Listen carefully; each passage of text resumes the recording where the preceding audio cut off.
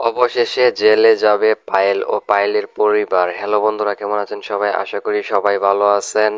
ভাগ্যরেখা সিরিয়ালের আগামী পর্বের আপডেট নিয়ে চলে আসছি আপনাদের মাঝে। বিস্তারিত জানতে ভিডিওটি একটি লাইক দিয়ে সম্পূর্ণ ভিডিও ধৈর্য সহকারে দেখতে থাকুন। ঋতু পিসি পায়েলের মাকে জিজ্ঞেস করে, কি হয়েছে তোমার? কি হয়েছে? সাপ দেখে নিয়েছো নাকি? হঠাৎ করে তোমার এত ঘামছো কেন? পায়েলের মা ভয় পেয়ে বলে, আসলে হঠাৎ করে গরম এত বেড়ে গেছে, এই জন্যই আমি এত ঘামছি।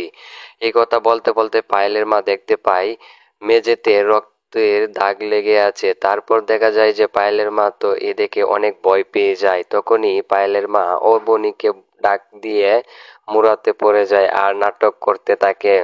পায়েলের মা মুজাতে পড়ে রক্তের দাগটা সবার চোখের আড়াল করতে যায়। পায়েলের মা বলতে থাকে, আমার পায়ে ভীষণ ব্যথা করছে। আমার এ পায়ের ব্যথার কারণে মনে হয় আমি একদিন মরেই যাব। অভয়ের মা বলে, আরে লক্ষ্মী, তোর কি হলো? আচ্ছা, আমার হাতটা ধরো, উঠো। সবাই মিলে পায়েলের মাকে ধরে সোফায় বসায়। তখন পায়েল শ্রদ্ধা রক্তের দাগ দেখতে পায়। পায়েল তখন নিজের পায়ে দাঁড়িয়ে রক্তের দাগটা মুছে দেয়। এরপরে ঋতুপিসি শ্রদ্ধাকে ডাকতে ঋতুপিসি অভয়কে বলে, শ্রদ্ধাকে দেখা যাচ্ছে না, শ্রদ্ধা কোথায় গেছে? অভয় বলে, আমি জানি না। তারপর অভয় শ্রদ্ধাকে ডাকতে থাকে।